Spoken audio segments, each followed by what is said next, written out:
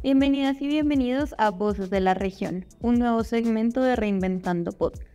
A pesar de los avances recientes en los derechos de las personas LGBTI, aún queda mucho por hacer en el marco de la aceptación y la representación en la política.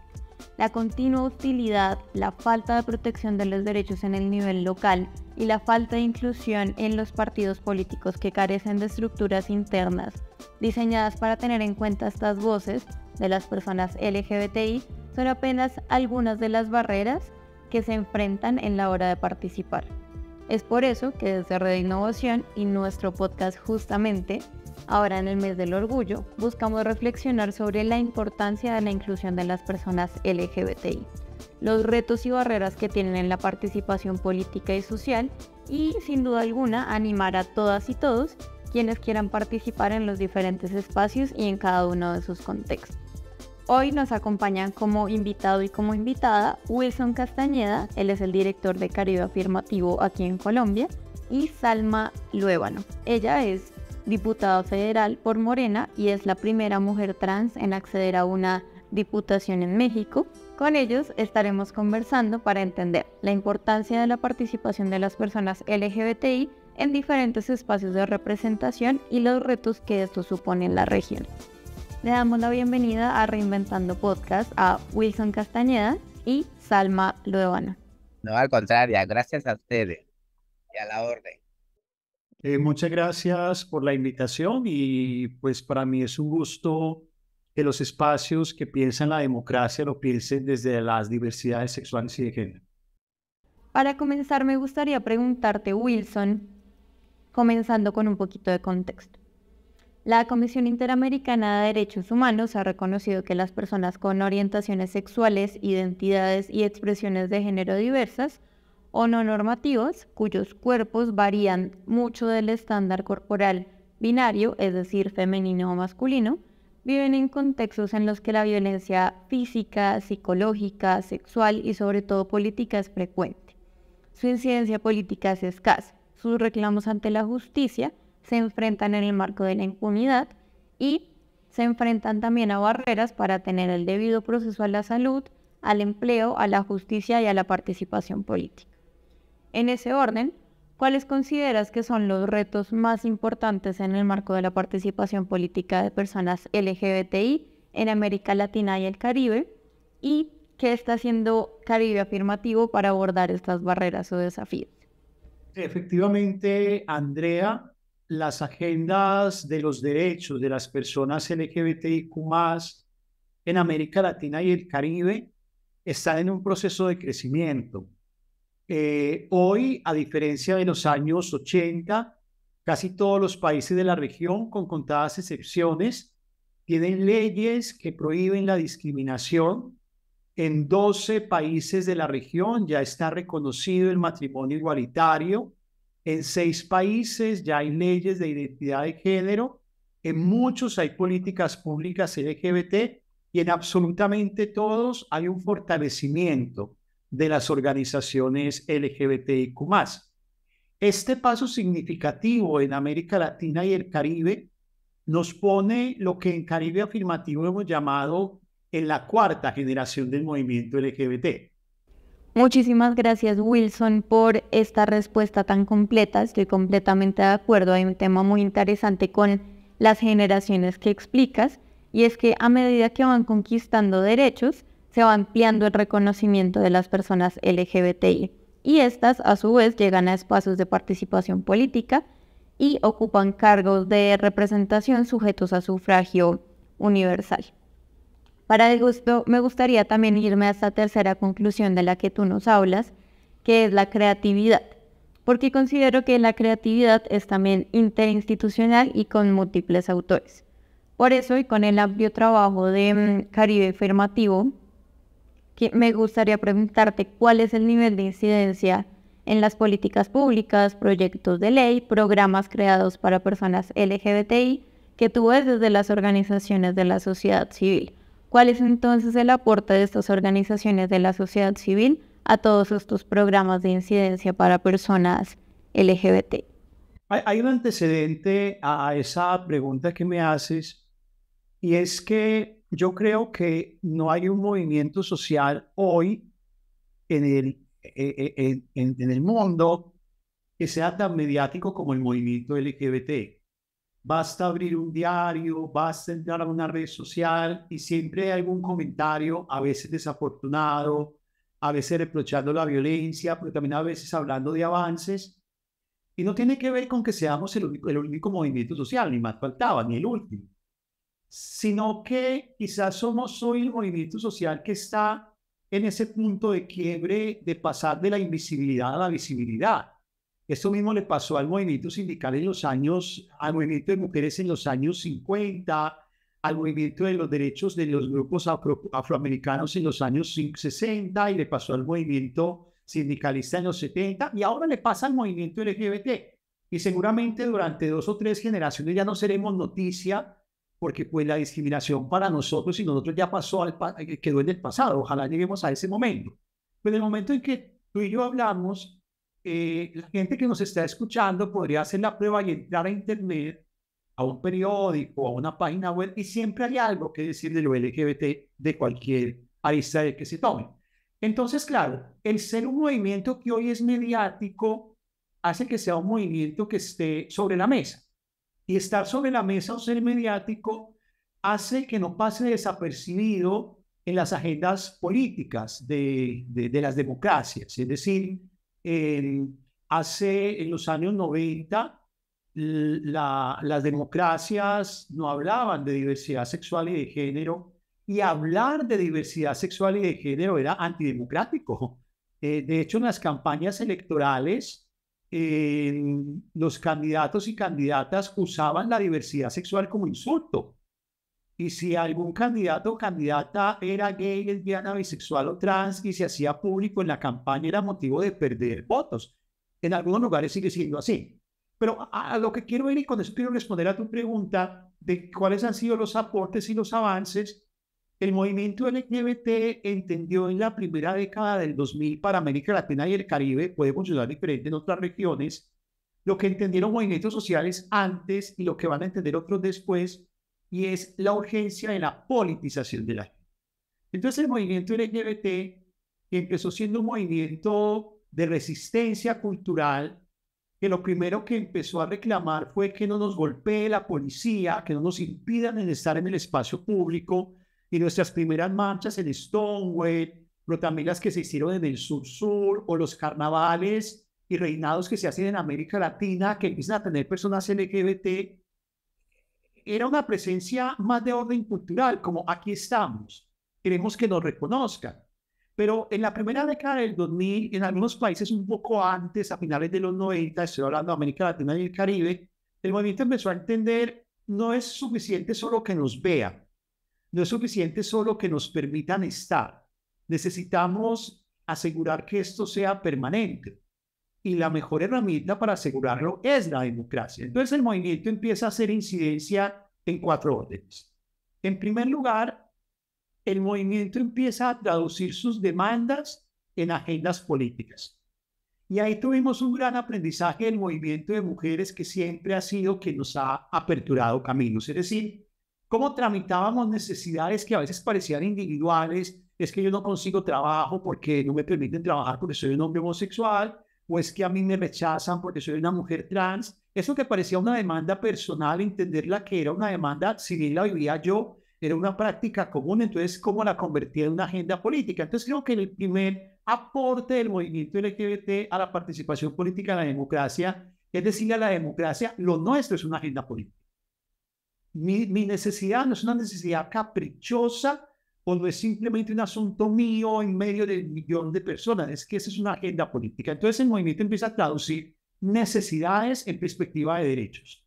A decir, es que tengo derecho a la autonomía, tengo derecho a la libertad, tengo derecho al trabajo, tengo derecho. Y entonces, claro, como la democracia habla en perspectiva de derechos, puede empezar a hablar en lenguaje de la democracia. Entonces lo primero que hacemos es hablar el lenguaje de la democracia con agendas políticas, que es construir derechos. En segundo lugar, empezamos como aporte a las instituciones democráticas a dejar constancia que también somos ciudadanos y ciudadanas. Y eso parece obvio en este momento que tú y yo lo hablamos. pero empezando la década de los 2000 no era obvio. Entonces la gente pensaba que eran privilegios o que eran caprichos cuando pedíamos derechos. Entonces el asunto era decir, es que somos ciudadanos, tenemos deberes, por supuesto, pero también tenemos derechos y tenemos derecho a ser elegidas y elegidos. Tenemos derecho a votar, tenemos derecho a sancionar a quien lo hace bien y a respaldar a quien lo hace mal, a sancionar a quien lo hace mal y a respaldar a quien lo hace bien. Y eso efectivamente nos habilita. Y yo sé que quien me oye me está diciendo, pero es que eso es obvio para quien siempre lo ha vivido. Pero en América Latina aún hoy tenemos secuelas. Hay, por ejemplo, espacios laborales que cuando hacen la fiesta de la familia, invitan a las personas a que traigan a sus esposos y esposas. Pero, por ejemplo, no permiten que las parejas del mismo sexo lleven sus esposos o esposas. Eso es discriminación y a veces pasaba desapercibido. El tercer aporte tiene que ver con poner todos estos años de resistencia al servicio de la democracia.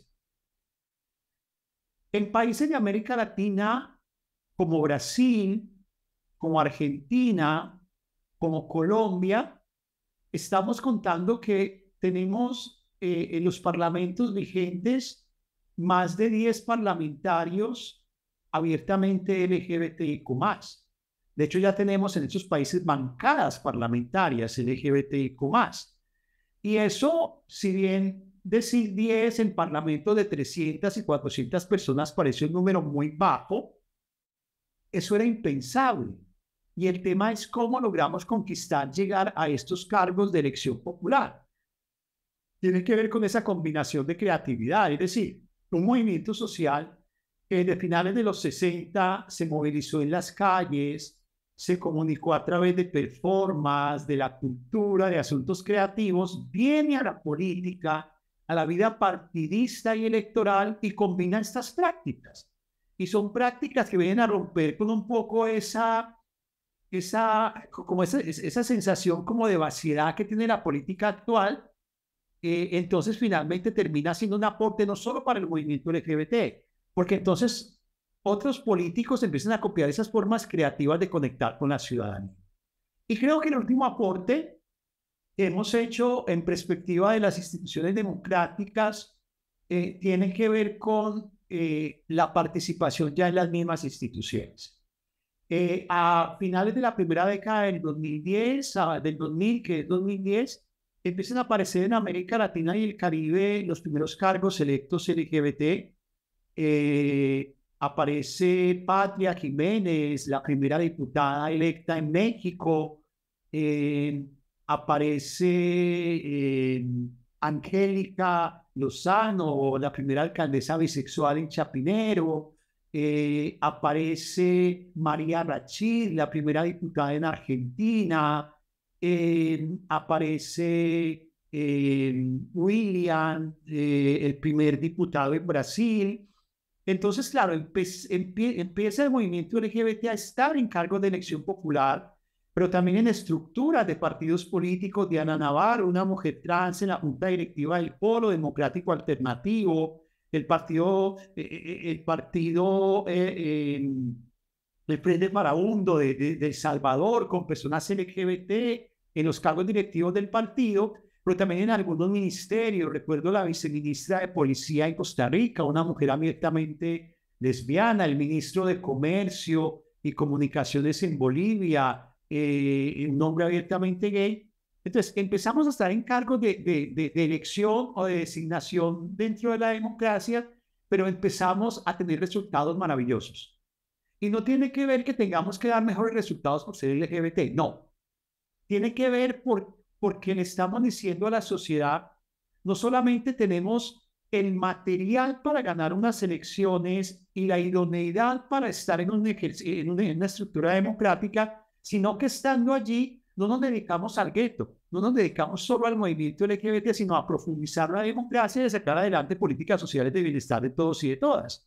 Y creo que es muy significativo ese cuarto aporte, porque encontrar hoy que hay políticos LGBT que han estado en más de una legislatura, o que cuando estuvieron en los gobiernos o en los partidos generaron cambios que fueron significativos para la institucionalidad, pueden dejar constancia que efectivamente como buenas ciudadanas y ciudadanos estamos llegando a la democracia para profundizar el mayor deber de la democracia, que es la garantía de los derechos humanos.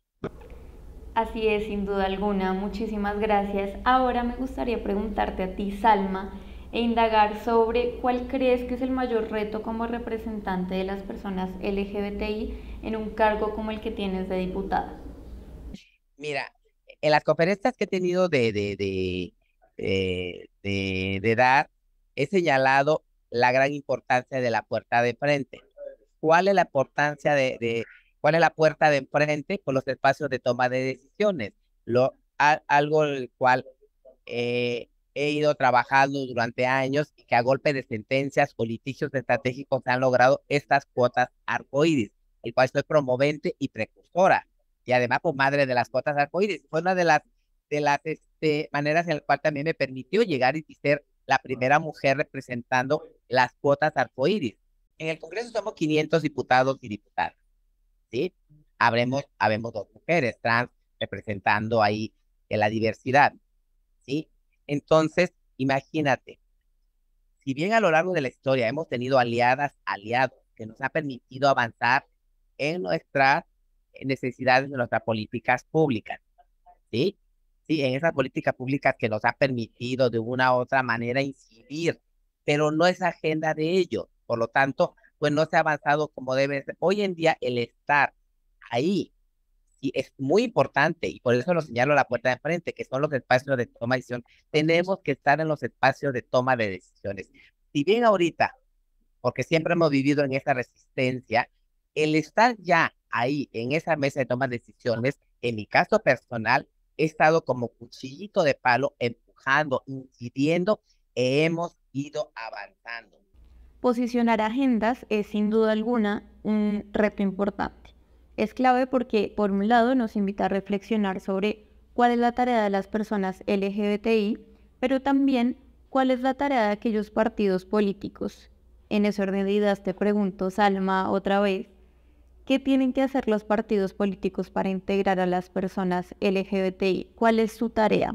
Te voy a decir con una cruda realidad. Ni un partido tiene la voluntad de incluir la diversidad.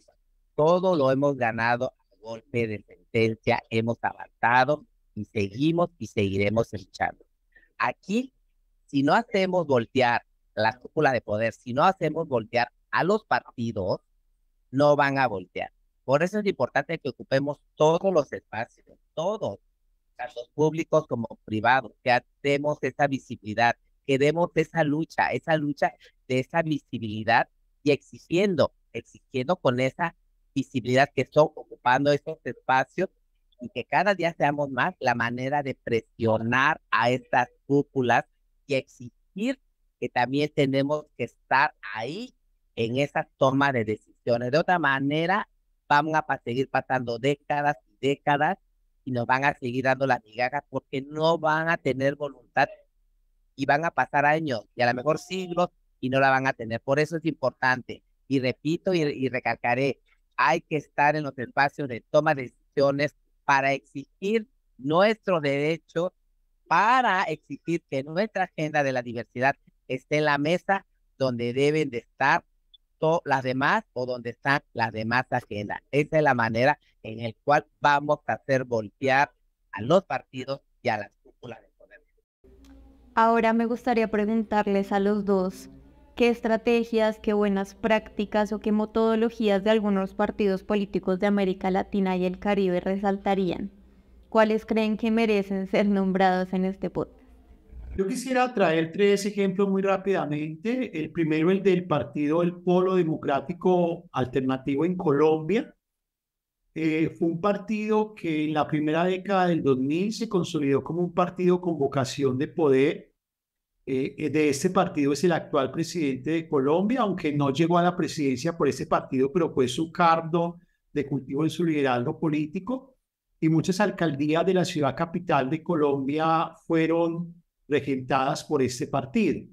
Pues bien, este partido, que es la sumatoria de 2 partidos de centro izquierda, en Colombia del Polo Democrático Independiente de Alternativa Democrática, cuando crearon su mesa directiva.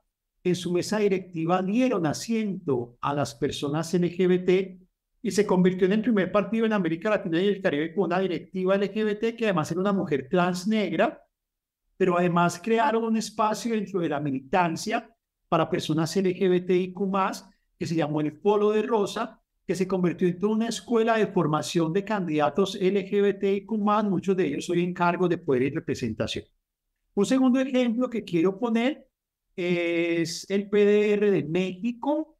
El PDR de México, por allá a finales de los años 90, un poco antes del Polo Democrático Alternativo, en sus escuelas de formación política, empezó a hacer llamamiento a liderazgos LGBTIQ+ de México que tuvieran vocación política, y llegaron personas tan significativas como Patria.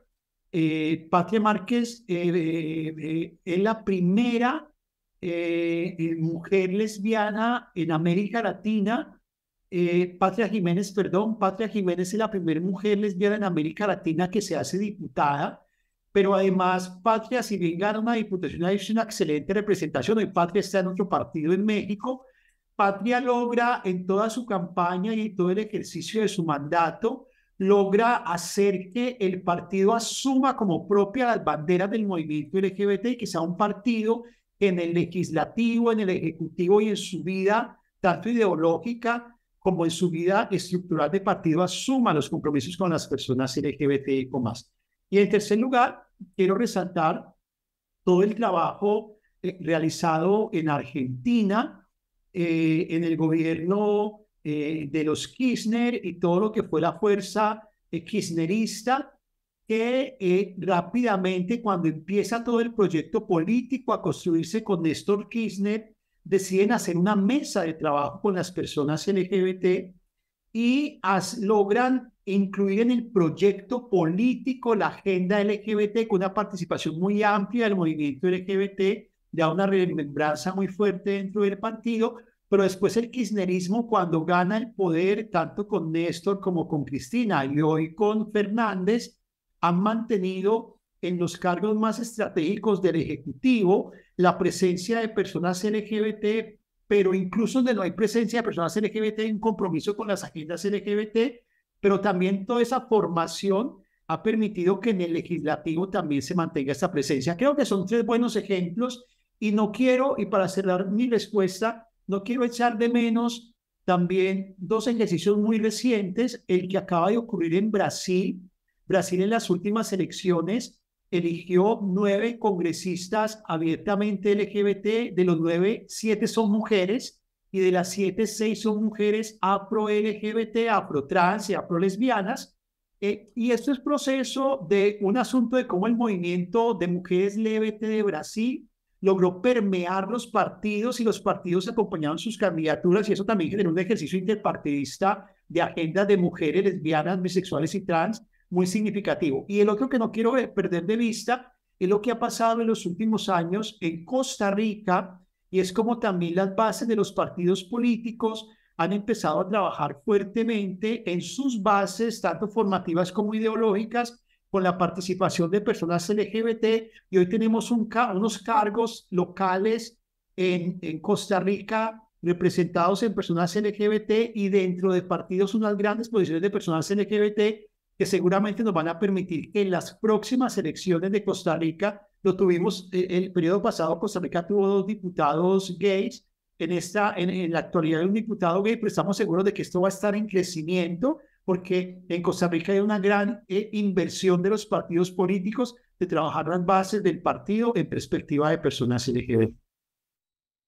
Bueno, de México, Morena, y te lo digo con mucho orgullo, porque desde la izquierda Morena ha permitido avanzar en estas políticas públicas específicas, el que en esta administración de nuestro presidente López Obrador, pues haya más estados con matrimonio igualitario y de género, aunque déjame decirte, todavía ahí hay una deuda de nuestro presidente para nuestra población, pero ha sido empático nuestro presidente, y además nuestro partido Morena ha permitido esa inclusión y progresividad en los derechos de todas las poblaciones, no solamente de nuestra población LGBTIQ+. Entonces, decirte con orgullo que pertenecer a Morena, pues reitero, es un gran orgullo porque permite precisamente esa diversidad, esa inclusión y esa progresividad en sus derechos. Y estamos trabajando, no es fácil, y no ha sido fácil. Tenemos también que reeducar a estos líderes dentro del mismo partido de Morena. Hay mucha resistencia también dentro de ellos, pero esa es nuestra función. Quienes ya ocupamos estos espacios y quienes venimos de las calles, de la sociedad civil, de todas estas manifestaciones, pues es seguir empujando esta agenda, una agenda de derechos, una agenda de dignificación. Muchísimas gracias por compartir estas experiencias de partidos políticos, movimientos políticos y todo acerca de ello. Ahora me gustaría invitarlos a dejar una reflexión final a aquellas personas que nos están escuchando. Yo le digo con mucho orgullo, yo ejercí el trabajo sexual, yo vengo de la calle, del barrio, y esto me llena de orgullo porque no son limitantes. No son limitantes, y el único límite, lo he dicho y lo seguiré diciendo, es el cielo. Podemos lograr todo lo que queramos, pero algo muy importante, tenemos que aprender a querernos, aceptarnos desde adentro. Es como lo refería hace rato nuestra población. Tenemos que trabajar desde adentro de nuestra población. De igual manera como individuales, como personas, tenemos que trabajar desde adentro, nosotros mismos, porque esa luz que empecemos a trabajar y que descubramos, esa luz nos va a permitir empoderarnos y tener la fuerza para luchar por lo que queramos. Entonces, el único límite es el cielo. De ahí en fuera, nada. Todo lo que nos propongamos lo vamos a lograr si lo queremos. Y esta lucha, como siempre lo he referido, no parará hasta que la dignidad se haga costumbre. Yo quiero contar una anécdota personal. Yo estoy en Colombia, donde hace 7 años firmamos un acuerdo de paz. Y nuestro acuerdo de paz es el primer acuerdo de paz en el mundo. Para superar un conflicto armado de más de 60 años, propuso un enfoque de género. Y el enfoque de género de nuestro acuerdo de paz dice que la paz debe garantizar la vida digna de las personas LGBTIQ+. Eso permitió que yo estuviese en la mesa de negociaciones en calidad de miembro del movimiento LGBT, y tuvimos muchas críticas, y la gente decía, ¿qué hacen los LGBT en un diálogo de paz?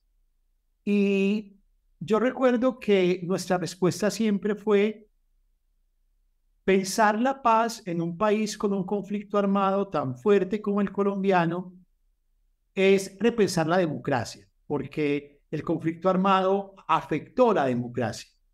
Y esa democracia tiene que pensarse con todas las ciudadanías, incluyendo las de las personas LGBT.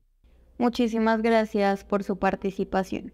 En el marco del compromiso con la diversidad, la equidad y la inclusión, desde el programa Red Innovación hay un compromiso importante a través de la implementación de estrategias como la contratación, el desarrollo profesional, la cultura organizacional, la transparencia y la rendición de cuentas, también el diseño de programas, el empoderamiento de socios y socias, que además de los esfuerzos de la sociedad civil que vimos previamente en este podcast, y los representantes de aquellas de diversidades, personas LGBTI, crean atmósferas de reconocimiento y de empoderamiento de la diversidad, de sus perspectivas y sin duda alguna de sus escenarios sociales y políticos. La inclusión de herramientas como un lugar en la mesa directiva del polo directivo para las personas LGBTI, también llamada la estrategia Polo Rosa, que nos explicó muy bien Wilson, las cuotas arcoíris que nos nombraba Salma, y también la inclusión de personas LGBT en el proceso de paz, son sin duda alguna aquellas herramientas que nos permiten crear esta atmósfera mencionada con anterioridad. Gracias por escuchar este episodio de nuestro nuevo segmento Voces de la Región, un segmento de Reinventando Podcast. Si te gustó, no olvides compartirlo y seguirnos en nuestras redes sociales. Estamos en Instagram y Facebook como Red Innovación y en Twitter como @red_innovación. Recuerda que estamos en SoundCloud, Spotify y Apple Podcast. Un saludo.